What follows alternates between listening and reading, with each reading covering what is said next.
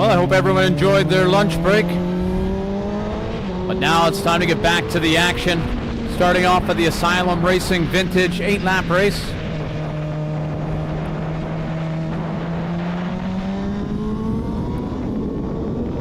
The grid for the Asylum Racing Vintage Open was set from the qualifying session yesterday, which seen the rider number 80, hailing out of Dartmouth, Nova Scotia, sponsored by RPM Cycle, Darren Marshall and Pirelli.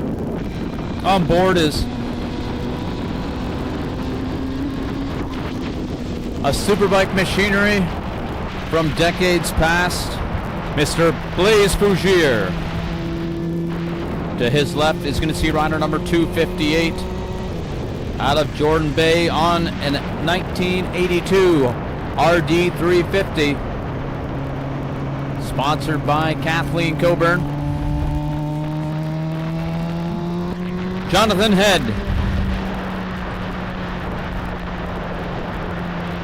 rider out of Parlsboro, on board a 1998 CBR 600, sponsored by Asylum Racing and Nicole Burr, Mr. Pat Patterson. And making up the grid, rider number 62, Phil Warnell.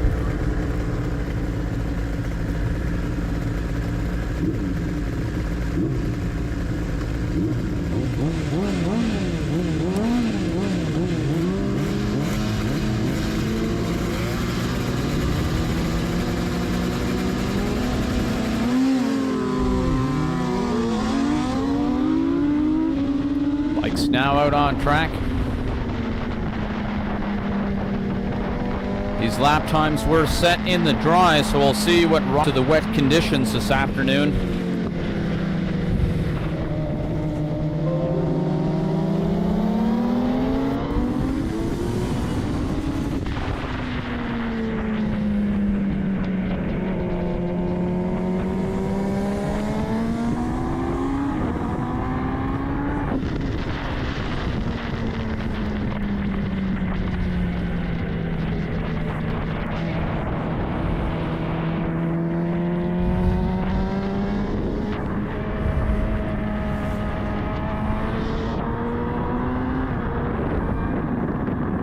Up about a second gap there now as they head through turn 4.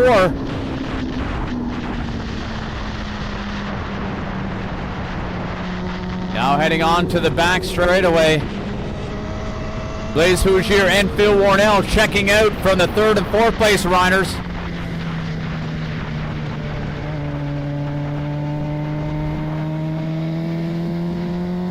Looking like the battle is going to be at the moment between Pat Patterson and Jonathan Head, coming up turn 7 up towards turn 9.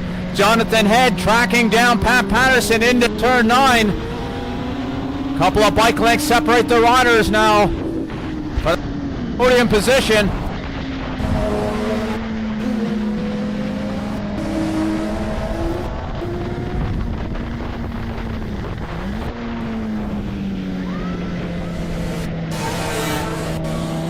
On the outside, Jonathan Head makes a move onto the straightaway, but it's a horsepower battle now with Pat Patterson. But down into turn 1, it looked like Jonathan Head was able to get the inside move into turn 1.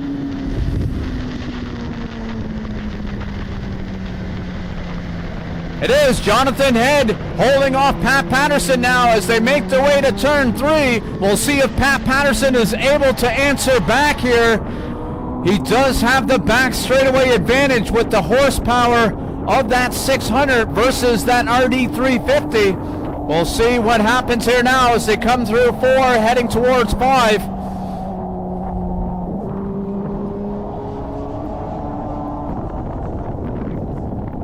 Now onto the back straightaway. Pat Patterson closing in on Jonathan Head, and has made the inside move into turn 7, has taken over 3rd place again from Jonathan Head, runs a little wide. Jonathan Head coming back on the outside of turn 8. We'll see if Pat Patterson decides an inside move into 9. He's just not close enough.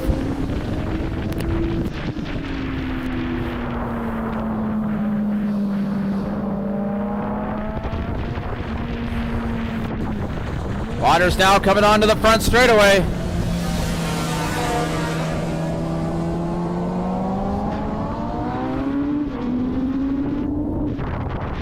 Pat Patterson able to close up the gap along the front straightaway.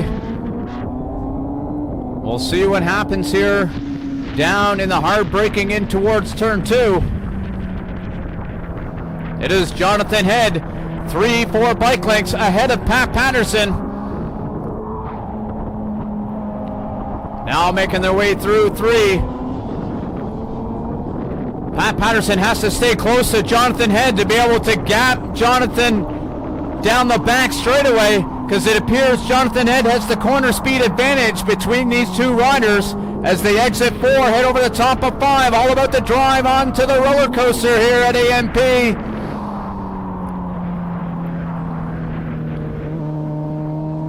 Pat Patterson again making the move up the inside into turn 7. We'll see if he's able to hold off Jonathan Head as they come to turn 9. Pat's able to hold him off this time by a bike length ahead for this 3rd place position.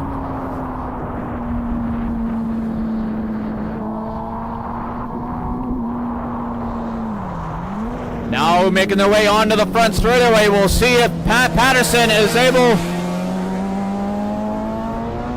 to put a little bit of distance between him and Jonathan Head as they make their way towards turn 1.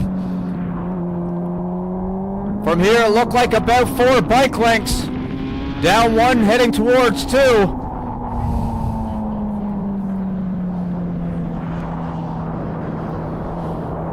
Pat Patterson still holding up, charging Jonathan Head as they head towards 3. Now Jonathan Head is going to have to get around Pat Patterson before the back straightaway to be able to give him an opportunity to pass into turn 9. But he's just too far back as they come over the top of 5.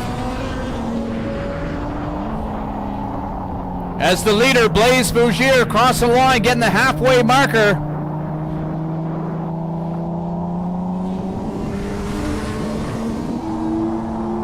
Signifying 4 laps left to go.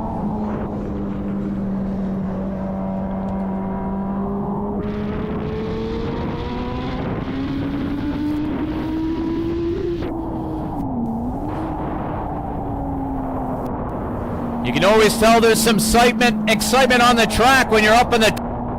Hear the people below you gasping. And I look over, it was Jonathan Head and Pat Patterson's.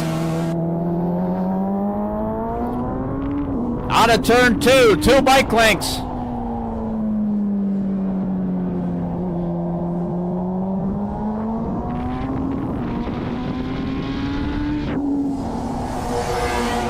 Still 3.5 laps to go for this battle.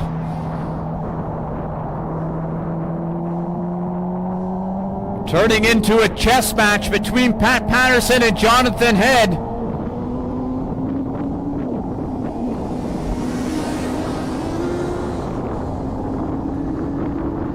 Heading down the back straightaway, opened up to about 6-7 bike lengths.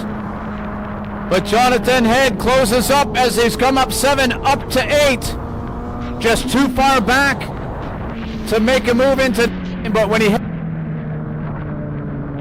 has to get closer to Pat Patterson this next time by if he's going to want to move on the inside of 9. Looks like he's trying an inside move here. Almost coming together in between 10 and 11.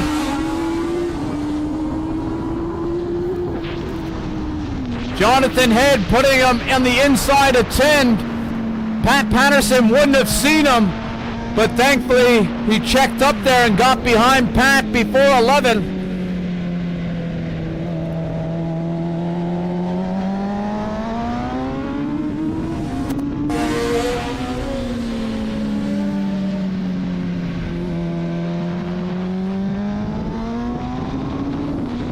Jonathan Head not letting Pat Patterson get away as they make their way through turn 4. We'll see if he tries an outside move here of 4. But he elects to tuck up in behind Pat Patterson on the exit of 4 over to the top of 5.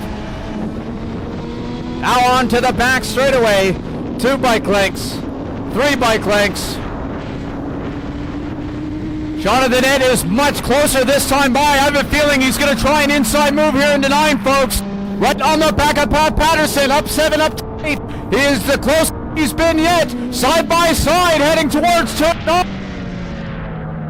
Inside move and pulls the trigger.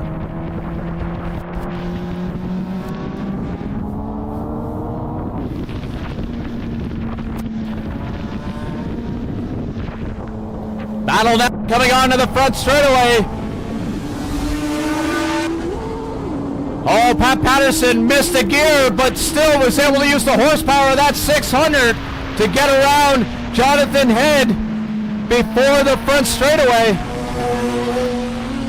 Sorry, before the finish line. So Jonathan Head is going to have to gap Pat Patterson a few bike lengths more this time by, as the leader just got the last lap flag. That means we got a lap and a half for this battle to work itself out, as it's now coming into turn 4.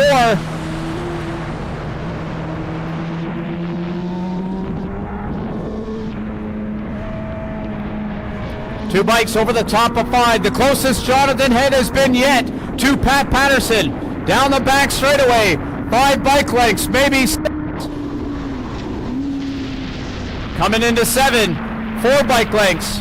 3 bike lengths. Make that 2. Jonathan Head is going to move on the inside of Pat Patterson. Pat Patterson let off the brakes. So he's denied Jonathan Head time by and holds on to that 3rd place position.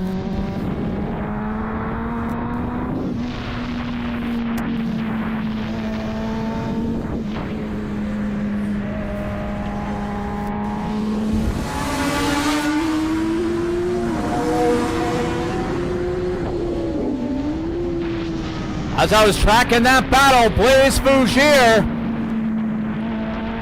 is this afternoon's Asylum Racing Vintage Open winner. Phil Warnell, rider in 2nd, making his way around turn 9. I'm going to track this battle though. Coming through turn 3, still 2 bike lengths between Pat Patterson and Jonathan Head. Jonathan Head right on the back of Pat Patterson on the way into turn 4. An outside move of 4 and an inside of 5. Just too far back here in 4. So it's all going to come down to turn 9 again. 3-4 laps in a row. It's all come down to the drive down to the back straight leading towards turn 9. Right now, 5 bike lengths separates these 2 riders. Again, 4 bike lengths. Jonathan Head is just too far back this time though, so the only move of turn 10 or an inside move of turn 11.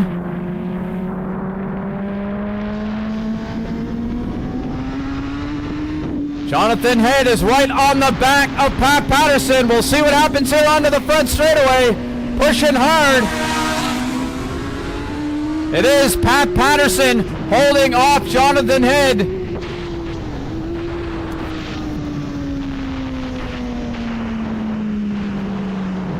Great battling, going to be some ear-to-ear grinning between those 2 riders.